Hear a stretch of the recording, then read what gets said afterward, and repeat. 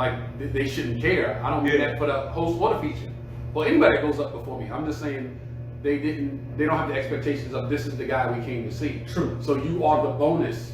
Yes. When you kill, it's like, holy shit, we got more than we even bargained for. Yeah. That's why I want the guys, and this is like comedy knowledge. Everybody knows this. I'm not giving you guys a secret that people don't know. There are very many comics out there that take a weaker comic on the road with them that isn't funny, that they know is not going to deliver, so that they look better when they get on stage.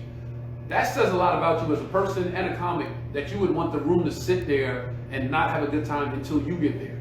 That says a lot about you as a person. That says a lot about your character.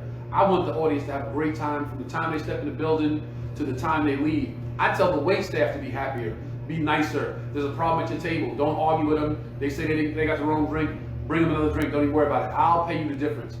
Their food messed up, just swap it out. I'll pay you the difference, because I want everybody in the room to be working on one accord to make sure that the people in the room have a great time because they're coming to see me. And if they leave the show and they didn't have a good time because of the food or the wait staff or any other reason, when somebody asks how was the show, they're gonna say Tony Rock's show wasn't shit. And it's gonna be labeled the Tony Rock show. The entire experience is labeled the headliner show. Right. So whoever the headliner is, they leave and they say the so-and-so show wasn't shit based on very many components that can affect a comedy show. Yeah.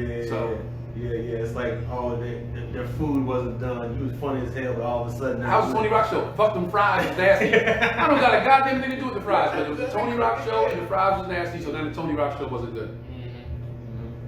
So we all working together.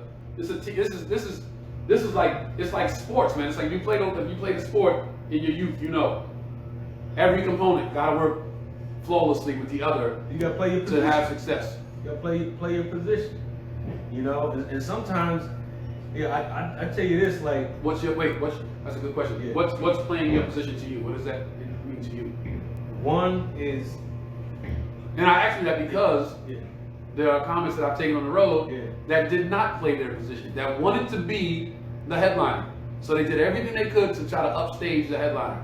Whether they were talking during my show in the room, but I had guys that would get off stage and stay in the room. Rather than leave the room, they would stay in the room, walk around through the room. So now people just saw them perform. So now if you just had a good set and you're walking the room, somebody's gonna be like a little inclined to talk to you. Hey man, good stuff. So they would try to take the attention away from me on stage by walking in the room. I'm not saying no names. I had the guys that would feature. Then when the show's over and I'm in the lobby showing love to people for coming out, just thanks for coming out, taking pictures. They would put on another show in the lobby, like just turn it on 1,000 to try to upstage the fact that I'm taking pictures and signing autographs. So I say all that to say, what's to you, just to you, there's no right or wrong answer. Right. What's to you playing your position? Playing the position, number one, is being professional and knowing that you have a job to do. Sometimes the club does certain things. And this is like if you're host or MC, that's I've kind of gotten away with it. I'll admit it. Go to the manager. Hey, is there anything that I need to do to any announcements that you need me to make? Like that's a sign of a professional. Like if you're hosting or MCing, you need to go and see who's the manager on duty and make sure that they know who you are and that you're making the announcement that they need you to make, for the audience. Like an example would be, oh, we have this bucket and we're gonna do a giveaway at the end. Okay, if you know that going in, they don't have to tell you, oh, where's the bucket? Oh, they don't, cause they may have some kind of special or something like that, and you need to know that. And as a professional, it makes you look good, and the audience, they're expecting something, or if there's any birthdays, you just never know what that club might need out of you as a host, as a comedian, and it's your job to do that. So playing your position is being professional about what the club needs, even if I don't care what kind of club it is. It could be the Funny Bone, it could be, some road room, comic room. Mm-hmm. So I can't a B room. A B room or worse, just a bar. Talk to the promoter. Make sure that they know that you're there to work and you're professional. And I think that says a lot about you as a comedian. And just so that people know, I'm sorry, 1 second. I'm trying to find the fight. The fight is about to start, and I want to watch that in the meantime, in between time. Yeah, but it says it's not on right there. But yeah, you got to play your position. No matter, I mean, you're part of the show. Your job is to tell jokes. Your job is to be funny, and your job is to, make the headliner, whoever brought you to that club, happy that they did. Oh, that's a good one. That's a good point. Yeah. And a lot of people don't know. I'll just say this. You know this already. A lot of people don't know. Piggybacking on what I said earlier about people bringing weaker comics, I bring guys on the road that I think are really funny, right at that point where they're about to go from feature to headliner. And I do a 2-man show, like I said, so they can get the extra money. But also, I always tell, and he will tell you right now, I always tell my feature, listen, when the show's over and you're going to get paid at the end of the week, let the club know, let the manager know, hey, I'm available to come back anytime. I don't have to come only when Tony's here. So that way they get booked. They might do 1 gig with me 1 weekend and then get 6 gigs here at the same club out of that 1 weekend. So it's always about trying to help the guy that's under me, because I remember the guys that did that for me when I was coming up. Tracy Morgan, again, I'm going to say Tracy a lot when I start talking about comedy, because Tracy was the guy that would tell me all this stuff. And Tracy would always say, when you get paid at the end of the week, let them know you can come back. You don't need to come back without me, with just only when I'm here. You can come back anytime. And he was the one that told me, you don't owe me anything. You don't owe me anything. The only thing you owe me is to do the same thing for the next young comic when you're in my seat. So now that I'm in the Tracy seat, I do the same thing for the guys that are coming up behind me. Right, and that's always a plus that you do that, and then by you talking to the manager, they'll be more likely to let you do just that, because you being professional, right, and they see that you're funny, then your name isn't so unfamiliar, or they don't have an expectation of, oh, you're only here when that when you're here. Right. I mean, like I was telling you yesterday, I mean, I've been fortunate and blessed to work, like this same club, maybe not just this one, but other clubs, 3 and 4 times, working with other headliners, because I can work with pretty much anybody, especially people who I enjoy watching. I can't work with anybody. I'm kidding. But it's like, okay, here's, we get to know each other in LA.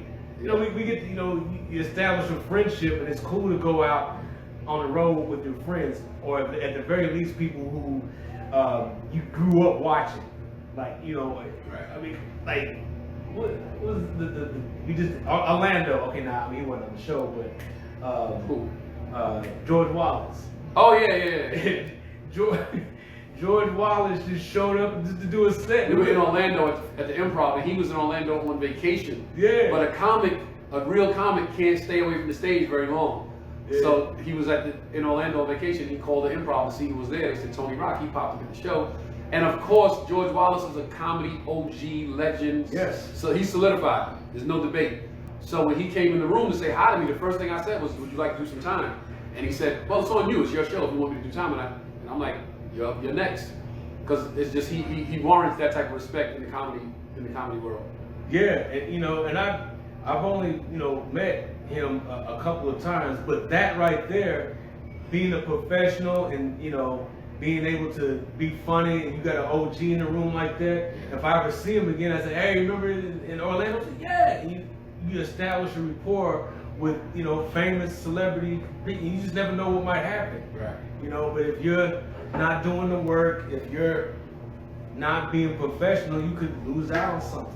You really could. You could lose out on an opportunity because you didn't take the job and the position seriously. And there you have it. Yeah. From Joe Fox, Green Room action, live from the Green Room.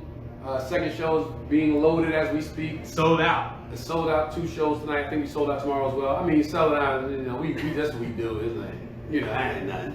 It'll sell out, ain't nothing. Anyway, this is what we do, man. Live from the Green Room. Next week we are in Tampa, Florida. I think I got Trey Elliott in Tampa, Florida next week. And I'll do the same thing again. Between shows, I'll just come on and chop it up and talk shit and, let you guys especially the comments that are watching and listening, get some insight into how it works and if there's anything we said that you like, hey, I didn't know that, or I'm gonna apply that to my career going forward. Then you're welcome, and that's what we do it for. All right, it's Rock the World Forever. And yo, my man B, where B, where you at? My man B gave me a T-shirt. This is the second time giving me the T-shirt. I took it home, and somebody stole it when I took it home last time. So this is my man B's T-shirt right here. It's called Washed Dads. Washed Dads. We are superheroes every day. Washed Dads. Shout out to my man B. Thanks for the T-shirt, bro. I told you I was gonna show it. I got you. It's Rock the World Forever. Yeah. It's Rock the Mic Tour. Let's Tony get Rock, it. Joe Fox. Let's Peace. get it. We're about to top this. We're about to top this show. I'm about to top it, man. Yeah, y'all. Make sure y'all subscribe, like, comment, share. Make sure y'all know. Stay posted as I keep y'all posted to the live catcher. For all my Jamaicans, Canadians, American, England, the Asian, the Bayesian, the Caribbean, Japanese, Chinese, y'all know, Africans, the Arabs, y'all know, the Dubaians, yeah. Yeah, so I was trying to get Tony Rock, cause for y'all don't know, this is Chris Rock brother, who is also a comedian who does a lot of stand up. Um, I was trying to get him to give his take on what Jada Kiss said. Jada Pinkett, my bad people. There's so many Jada. Um, yeah, kill Will Smith just to kiss Jada. Pink it, slash your throat, catch your blood, drink it. Your crew big like Titanic, me sink it. Who born killers, natural is the misket from Limp Bizkit. Hey, listen. Yes, I was trying to get him to give his take on what Jada Pinkett had said on her round table recently about his brother Chris Rock and the Will Smith Oscar slap issue. Like Jada still doesn't want to take accountability for it, so y'all know how that goes. Woman being woman of the 21st century, it is. Yeah, but I like the a lot of female that are wising up, and a lot of them are taking um step to make sure that they're not being toxic like the rest of new age females. You understand? Yeah. So I'm out. Make sure y'all subscribe, like, comment, share.